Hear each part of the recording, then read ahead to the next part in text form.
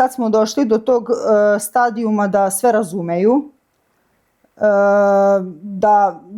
ali one kratkotrajne, znači proste naloge. Donesi, odnesi, stavi, uradi, znači koliko imaju godina sad? Imaju 8 godina sad. 8 godina, ali su na nivou deteta od 3 godine svojim intelektom. Tako da devojčica je mnogo od njega onako, još se kao što su sve devojčice, sposobnije. A on je onako malo razmaženi dečak, pa svega treba pogurati. Ali opet kažem, njih dvoje kad se sastave jedno dobro. Dobrodošli u novo izdanje podcasta Vivere, život kao takav. Moja današnja gošća zove se Slađana Ristić i odmah moram da dam intro pre nego što počne naš razgovor, a to je da sve što budete čuli u narednih 40 minuta ni na koji način ne želi da predstavi ovu ženu kao žrtvu, već nekog koji je uspeo da prihvati teret, da balansira sopstvenu sudbinu i da taj jedan život dovede u takav ravan da je on izdržljiv, ali ni na koji način kao žrtvu. Dakle, moja današnja gošća, Slađana Ristić, zdravo i dobrodošla. Bolje vas našla. Kako ti se dopada način na koji sam te predstavila? Da li ti želiš sebe da vidiš tako? Naravno, u takvom svetlu, da. Nikako kao žrtvu. Hajde da ispričamo priču koja te uostalom i dovela ovde. Ti si majka dečaka i majka blizanaca, devojčice i dečaka. Ali ono što te dovodi jeste zdravstveni problem kroz koje prolaze tvoji blizanci. Ajde da čujem kako je to, kako si uopšte uspela da nekako taj život dovedeš u balans, a nije lako. Da. Veljko i Kristina su deca iz vantelesne oplodnje. Cijela trudnoća sa njima bukvalno je bila rizična. Morala sam da se pridržavam nekih pravila. Mada nisam takva osoba koja može stalno da leži, ali morala sam, jel? Nažalost, rodili su se u 29. nedelji. Razvijali su se u skladu sa terminom, sve je bilo ok, ali došlo je do nečega, ne znamo ni dan danas čega. Uglavnom, hitan carski rez je odrađen, ostali su bez kiseonika, svašta nešto šta vodi, to je šta nosi prevremeno rođenje.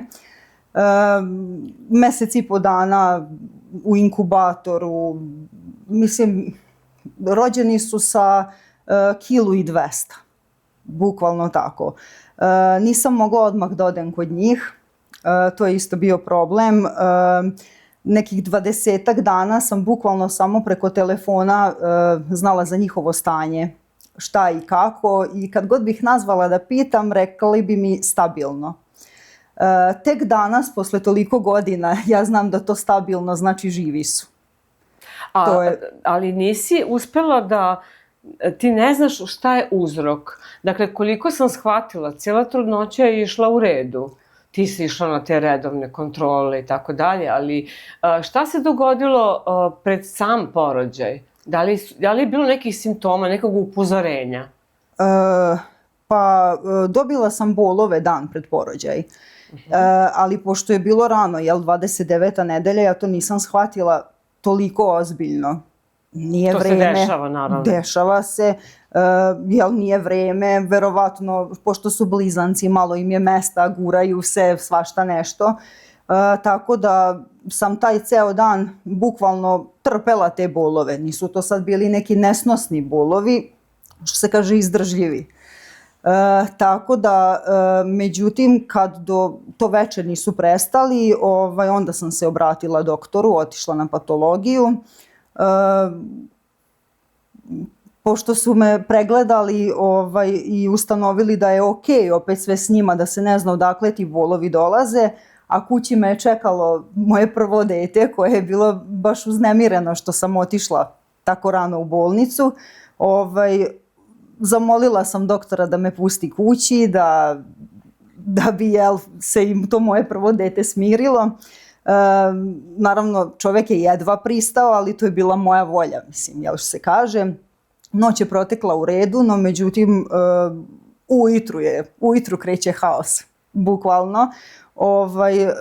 Dobijam baš velike bolove, odlazim hitno na patologiju u toku pola sata, bukvalno je odrađen hitan carski rez.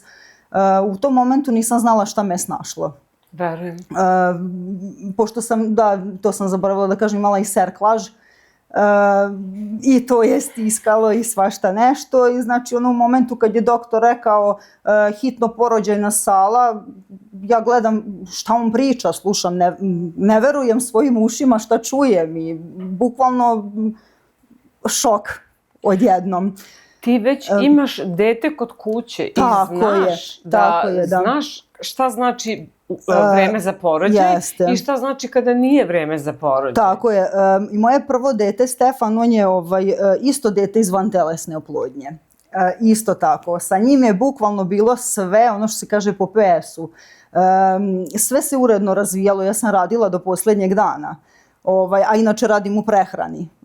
Nisam uopšte otvarala bolovanje, ništa, sve bukvalno s njim bilo ok, rodio se prirodno, sve razvoj, znači razvoj sam kao razvoj, sve u redu. Ja sam se vodila time, a u stvari s druge strane ovo je bila blizanačka trudnoća koja je bila mnogo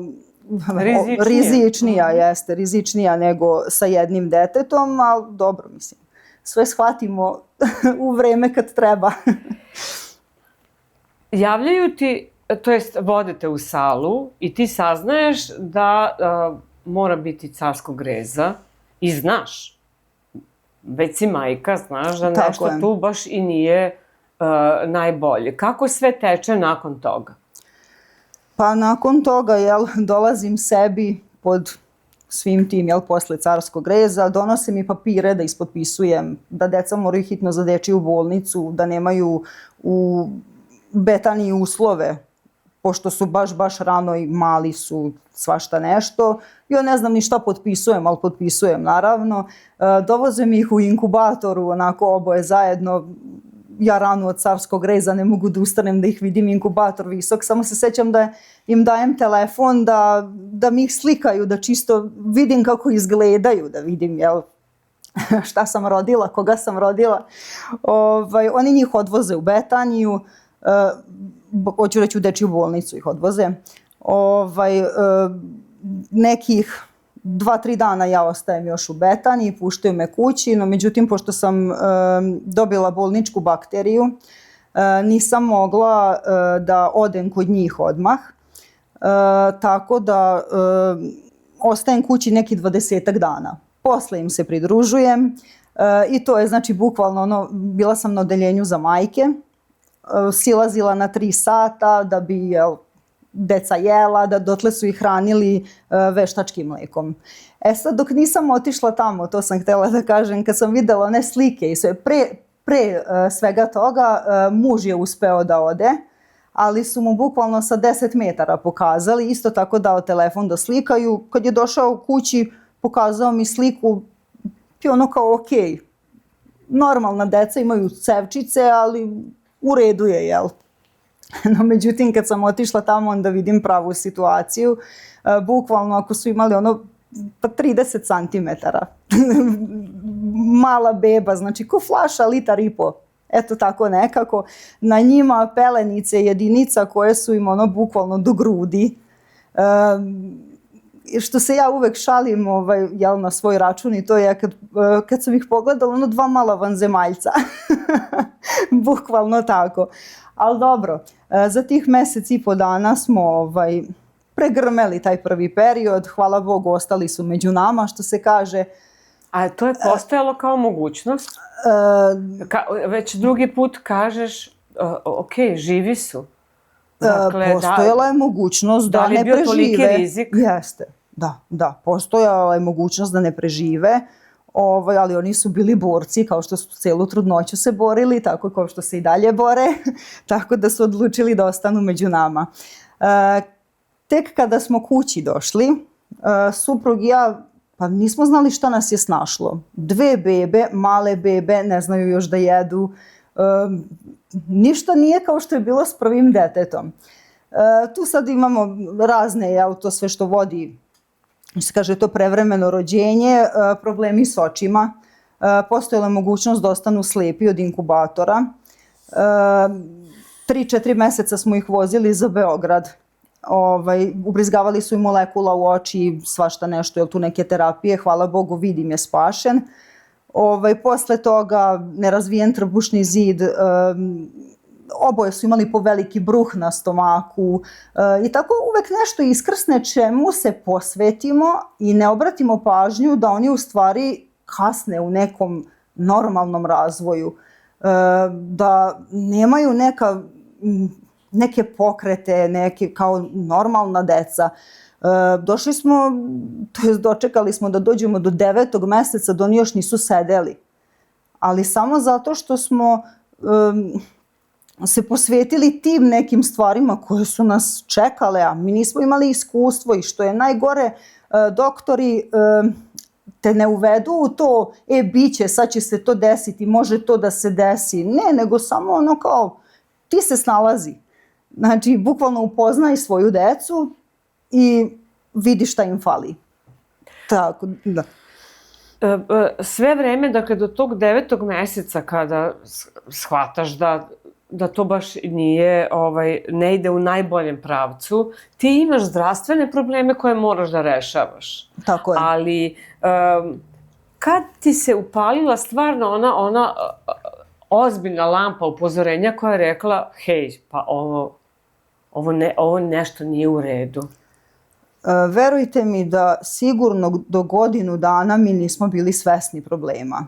Sve smo mislili, ok, kasne, to će doći. I svi su nam tako i govorili. Do 2. godine stiće oni svoje, stiće. No, međutim, kako su meseci odmicali, shvatili smo da to baš i nije tako biće. Bukvalno su nas 2 godine, ajde 1.5 godinu počeli da sede. Vodili smo ih, ne znam, fizijatar, tu su bile razne kineziterapija, svašta nešto, bili smo uporni po tom pitanju. Pa smo i uspeli u tome da makar prosede. Veljko je imao malo veći problem, to ima i dan danas, on ima blaži oblik cerebralne paralize. To mu je ostalo, tako da je on kasnije i prohodao negde sa 4,5 godine otprilike. Kad je pustio prve korake, znači to je bilo nešto, ono što se kaže, najveće, bukvalno. Kristina je pa sa nekih 3, tako otprilike, prohodala. Kada smo sa 2 godine ustanovili i shvatili da tu postoje problemi, tad smo se dogovorili, suprug i ja, da, pošto ne možemo da iznesemo to finansijski, a treba da im damo podršku, i to baš veliku, da se obratimo Fondaciji Šapić.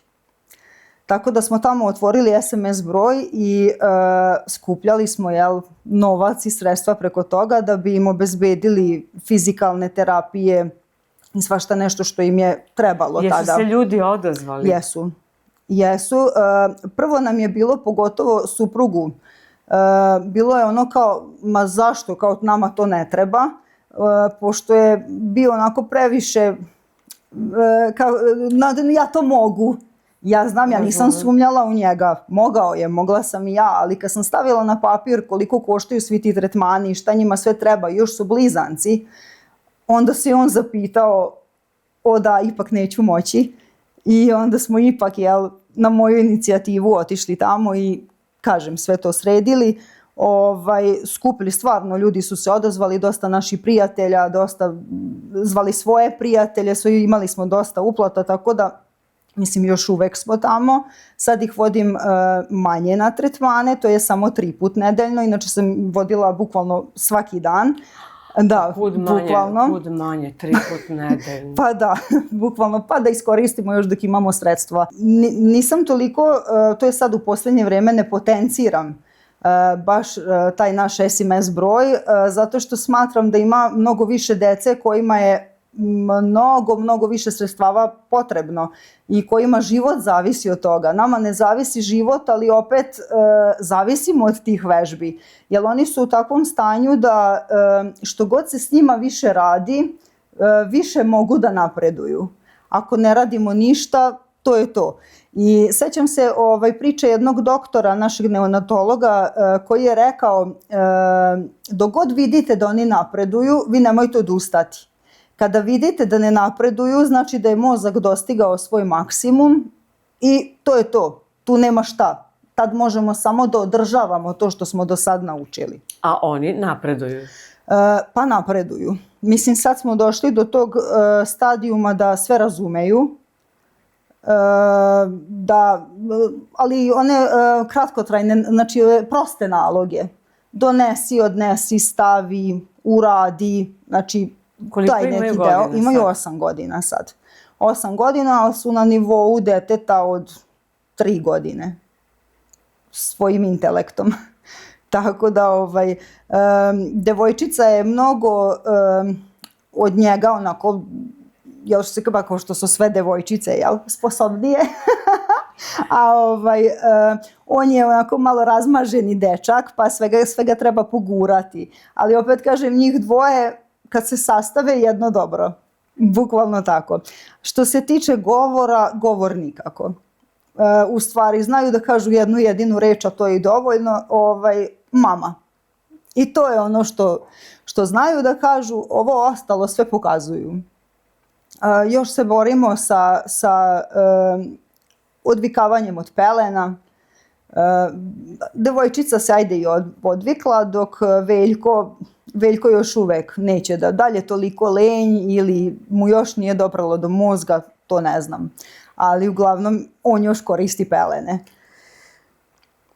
Da li je uzrok svega toga u stvari nedostatak kiseonika? Jel sam dobro razumela? Jeste. Oni su se sasvim uredno razvijali, iako sam ja imala neke prateće probleme. Tokom trudnoće? Jeste, tokom trudnoće, da, ali ti moji problemi nisu uticali na njih. Jer da se vratim na sam početak te vantelesne, ja sam imala hiperstimulaciju. I to je bukvalno kroz celu trudnoću meni donelo problem. Objasni šta znači hiperstimulacija. Pa stvorilo mi se mnogo jajnih ćelija. To je bilo otprilike nekih 35 jajnih ćelija. Od toga su napravili 15 embriona. Od 15 embriona 5 ekstra embriona.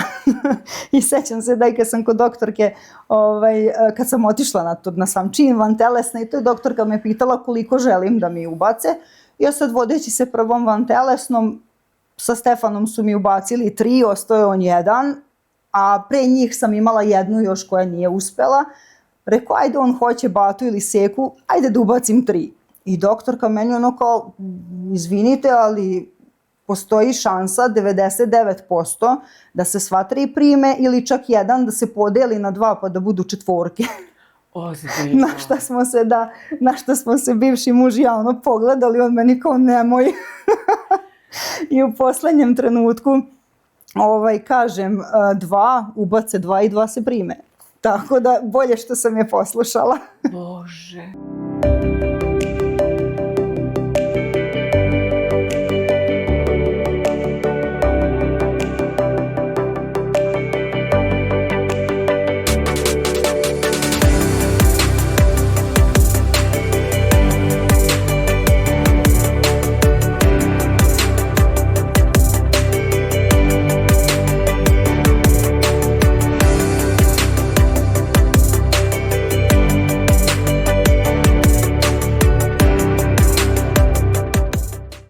Na kraju se dogodilo to da su se prerano rodili i da je došlo do nedostatka kiseonika. Tako je, da. Koji je posle proizveo to da bude ugroženo njihovo zdravlje u svakom smislu, a sada i sam razvoj. Tako je, da. Znači, zbog tog nedostatka kiseonika na njihovom mozgu imaju oštećenja koja su nepopravljiva. To je ono upravo što sam malo pre rekla, da vežbama, redovnim vežbama mi treniramo taj mozak i dovodimo ga u najbolju moguću situaciju u kojoj može da bude. šta te vežbe podrazumevaju? Šta deca rade? Pa bukvalno, to su vam logopedsko-defektološki tretmani i senzorna integracija. Mislim, sad nekim prostim ovako, oni rade s njima snalaženje u prostoru. Znači, nalog je najosnovnije, da znaju tipa boje, da znaju danas sutra šta im treba, ko što evo već i znaju da kad je žedan da pokaže da mu nešto treba, kad mu se ide u toalet da pokaže, znači bukvalno ono da zna jednog dana da se obuče, pošto to još uvek ne znaju ono baš fino da odrade. Tako da u suštini te stvari koje su u svakodnevnom životu, to ih uče. Objasnili smo šta se u stvari dogodilo. Da. Kako si, rekli smo ćemo biti na ti, pa onda samo da kažem gledalcima da znaju da je to naš dogovor. Tako je. Dakle, kako si došla do tačke da sada si samohrani roditelj, dakle, brineš se o 3 dece. Kakav je to život? Možda će neko sad pomisliti, to je glupo pitanje nakon svega što si nam rekla i verujem da je vrlo težak i izazovan. Ali si mi isto tako rekla da si najsrećnija kada si sa njima. Tako je. Tako je. Pa, nažalost, pre jedno 4 do 5 godina suprug i ja smo se razveli. Jednostavno svako je otišao svojim putem. Jel, to je to. Naravno, on je tu u njihovim životima. Idu kod njega svaki drugi vikend, pridržava se, tu je. Ne mogu reći da nije tu, ali uglavnom sama živim sa njih 3. Zaposlena sam. Sad, u ovakvoj situaciji kad si sam sa 3 dece, bitna ti je podrška. Uglavnom podršku imam od svojih roditelja, od svog brata. Imam podršku od direktorice. Ta podrška podrazumeva to da mogu kad god hoću, ne kad god hoću, ja to ne koristim, ali kad god je neki problem, kad god moram da izađem s posla, da nešto obavim što se njih tiče, da nemam problem. Znači, takav je dogovor između nas i hvala joj na tome. Mislim, toga da nema, ne znam kako bi uspela.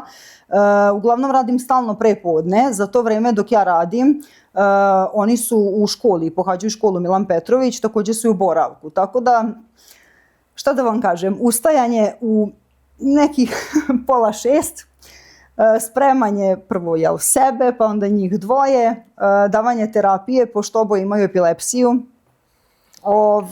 Uglavnom do 6 ja to sve završim.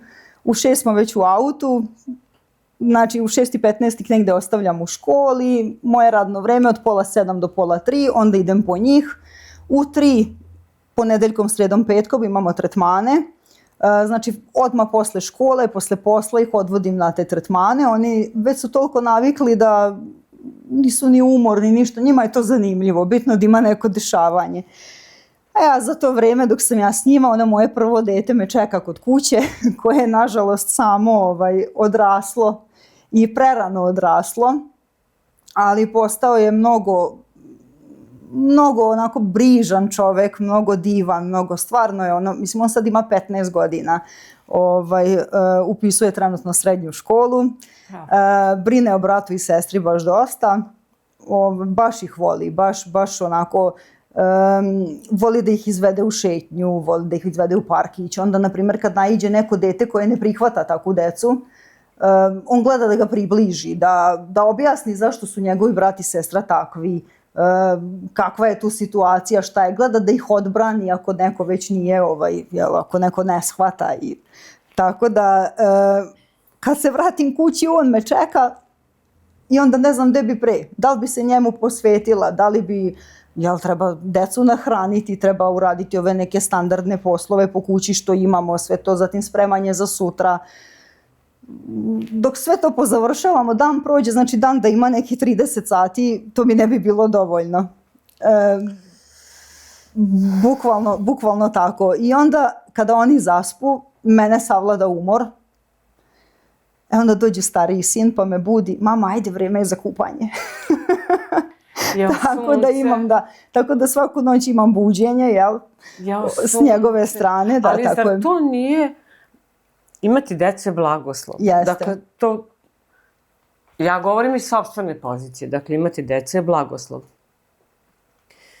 Mogu da verujem koliki je blagoslov kad ti imaš 3 dece i kada ti imaš starije dete koje je tebi realno najveća podrška.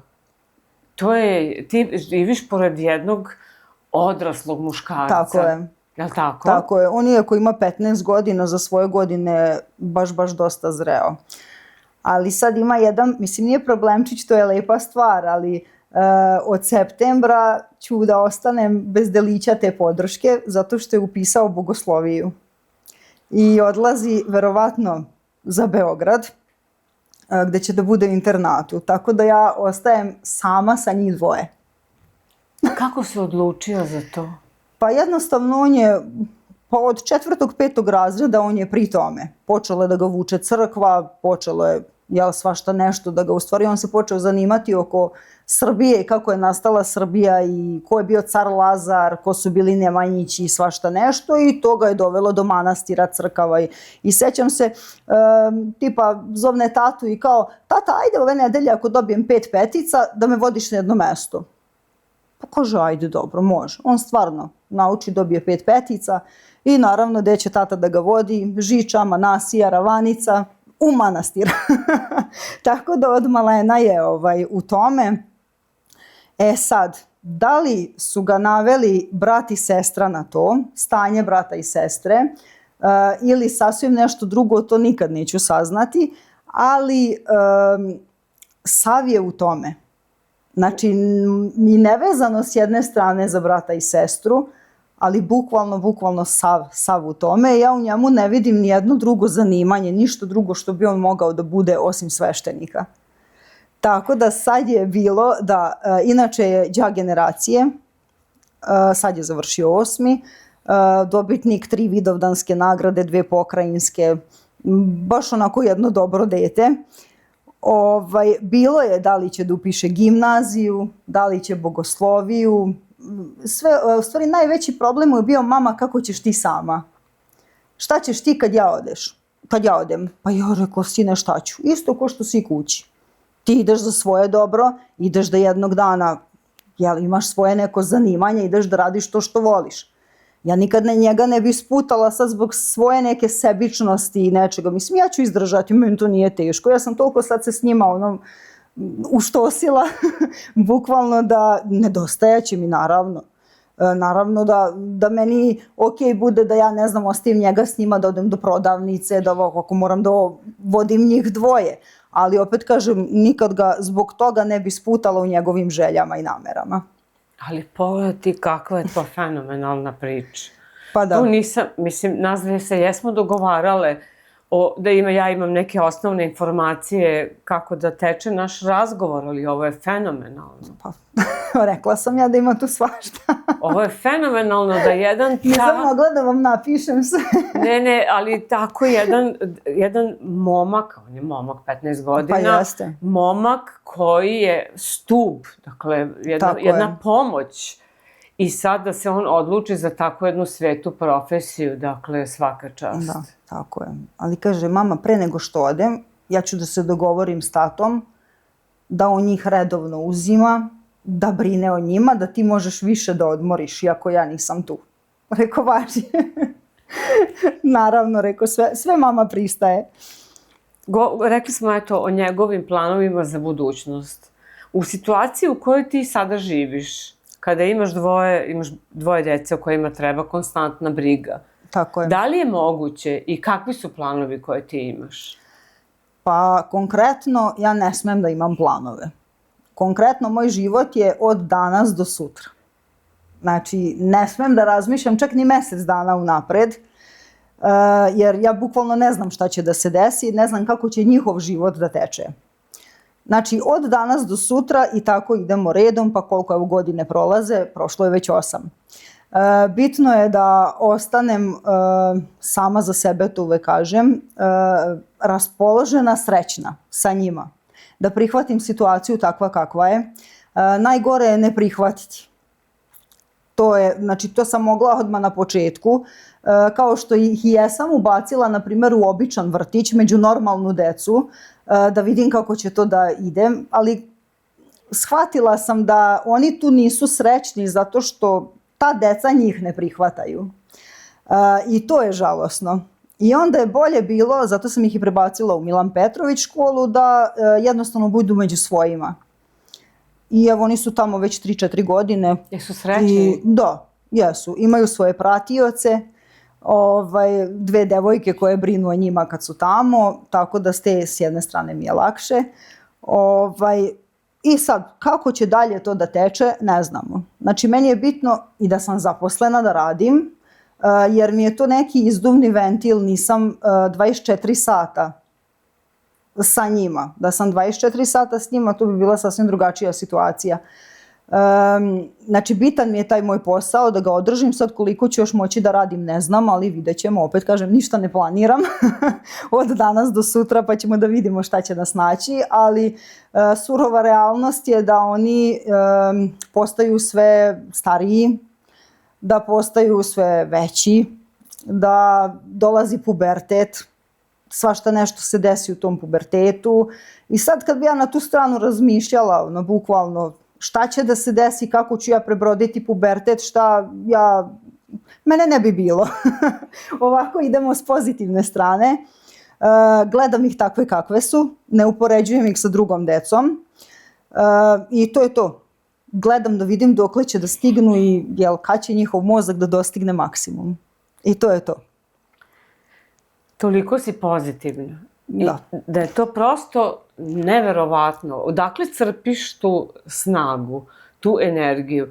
Treba, ti sad posmatraš svoju decu na pravi način. Dakle, situacija je takva, ja sam to prihvatila, to je moj život i to je to. Ali odakle crpiš toliku pozitivnu energiju, snagu da to sve preguraš na najbolji mogući način, a i da oni ne osete neku brigu tvoju, neku nervozu i tako. Ne osete, da, pa to se trudim da ne osete. Naravno, imam i ja svojih momenata kad dođe žuta minuta, ali stanem, udahnem, tako je kako je, krenem dalje. Po prirodi sam nasmejana, po prirodi sam pozitivac i ne mogu drugačije, ne znam drugačije. I jednostavno vidim da mi je lakše kada guram pozitivno nego da sam s druge strane, ono što se kaže. Opet kažem, dosta mi dođe podrška i roditelja, takođe i brata koji mi najviše stvarno pomogne. Mislim, pomogne u smislu, ostane s njima sat, dva, da ja odem da prošetam, da malo izduvam, da ih pričuva, na primjer, kad su bolesni, kad ne mogu da idu taj boravak, ne mogu u školu, onda on ostane s njima. Njegova podrška mi mnogo znači. Otac i majka, oni su već stariji, ne mogu da trče za malom decom i to, ali pomognu mi na neki drugi način. Na primjer, i tata mi je jako veliki pozitivac i onda on svaki dan mene zovne u određeno vreme da me čuje da li se smejem i dalje sve u redu. Ne voli da čuje kad nisam nasmejana, tako da i to mi je jedan majka isto zaposlena je, ali svaki dan s posla dotrči, makar da njima napravi ili neku večeru, makar da mi usisa stan, makar nešto. Znači oni kad spojim sve to u jedno, to je jedna ogromna pomoć. Jer bez njih ne znam šta bi. Mislim, u ovakvoj mojoj situaciji moraš imati neki oslonac i nekog da te podrži. Slađana, ja verujem da si ti svojom pričom sigurno podržala roditelje koji možda imaju sličan problem i koji su, nadam se, u ovoj priči prepoznali nešto vrlo značajno i kvalitetno. Hvala ti što si pristala da dođeš. Hvala vama što ste me ugostili. Poljubit ćeš dečicu, puno ih pozdraviti. Hvala ti na ovoj predivnoj priči. Uživala sam. Drago mi je. I jedna tako prelepa i pozitivna energija. I sad, svi mi koji imamo sigurno manje probleme, treba da se zapitamo da li su naši problemi toliko veliki, da li treba zbog toga da se preterano sekiramo. Jel da? Tako je. Hvala ti puno. Hvala vama. Hvala puno. Gošća današnjeg podcasta bila je Slađana Ristić, majka 3 dece. Nadam se da ste uživali slušajući jednu vrlo pozitivnu ženu koja prolazi kroz vrlo teške trenutke. Ako želite da slušate priče koje na neki način slave život, možete podržati rad ovog podcasta. Sve potrebno imate u opisu videa. A za sledeći četvrtak takođe pripremamo jednu vrlo zanimljivu priču, tako da vidimo se u 18 časova, a do tada budite dobro, čuvajte svoje zdravlje i pozdrav!